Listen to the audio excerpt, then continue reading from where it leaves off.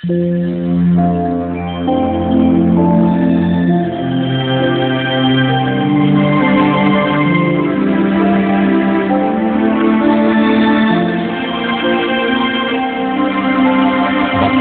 ang bumabasa at ang nangakikinig ng mga salita ng hula at tumutupad ng mga bagay na nasusulat doon, sapagkat ang panahoy malapit na.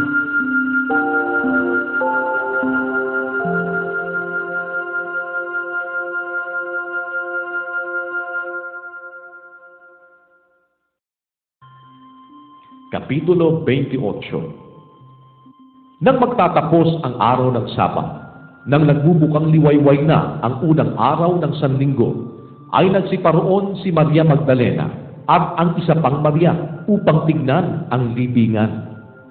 At narito, lumindol ng malakas, sapagkat bumaba mula sa langit ang isang anghel ng Panginoon at naparoon at iginulong ang bato at nakaupo sa ibabaw nito.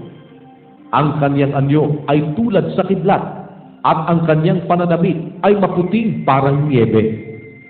At sa takot sa kanya'y nagsipanginig ang mga bantay at nangaging tulad sa mga taong patay.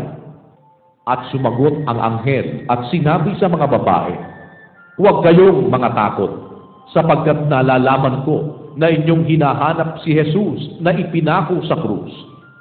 Siya'y wala rito, sapagkat siya'y nagbangon. Ayon sa sinabi niya, magsiparito kayo. Tingnan ninyo ang dakong kinalagyan ng Panginoon. At magsiyaot kayong madali, at sa kanyang mga alagad ay sabihin ninyo, siya'y nagbangon sa mga patay. At narito, siya'y nangunguna sa inyo sa Galilea. Doon makikita ninyo siya. Narito, nasabi ko na sa inyo." At sila'y nagsialis na madali sa libingan, na taglay ang takot at ang malaking galak, at nagsitakbo upang ibalita sa kanyang mga alagad.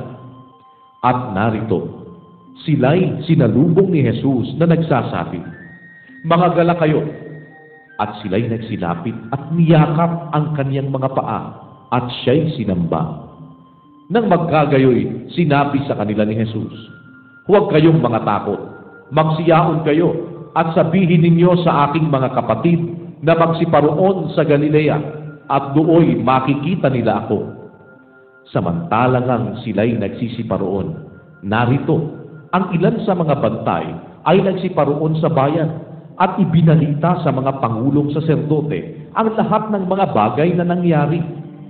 At nang sila'y makakipagkatibo na sa matatanda at makapagsanggulian na, ay nangagbigay sila ng maraming salapi sa mga kawal, na nagsasabi, "Sabihin ninyo, nagsiparito ng gabi ang kanyang mga alagad, at siya'y kanilang ninakaw, samantalang kami nangatutulog.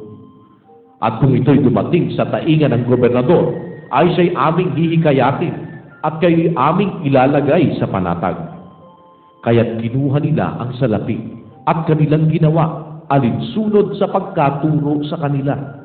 At ang pananalitang ito ay kumalat sa gitna ng mga Hudyo, at nananatili hanggang sa mga araw na ito. Datapwat nagsiparoon ang 11 alagad sa Galilea, sa bundok na sa kanila'y itinuro ni Jesus. At nang siya'y kanilang makita, ay kanilang sinamba siya. Datapwat ang ilan ay nangag-alinlangan. At lumapit si Jesus sa kanila, at sila'y kanyang kinausap na sinasabi, "Ang lahat ng kapamahalaan sa langit at sa ibabaw ng lupa ay naibigay na sa akin. Dahil dito, magsiyaon nga kayo at gumawa kayo ng mga alagad sa lahat ng bansa, na sila'y inyong bautismuhan sa pangalan ng Ama at ng Anak at ng Espiritu Santo. Naituro ninyo sa kanila na kanilang ganapin ang lahat ng mga bagay na iniutos ko sa inyo. At narito, ako'y sumasa inyong palagi hanggang sa katapusan ng mga panahon."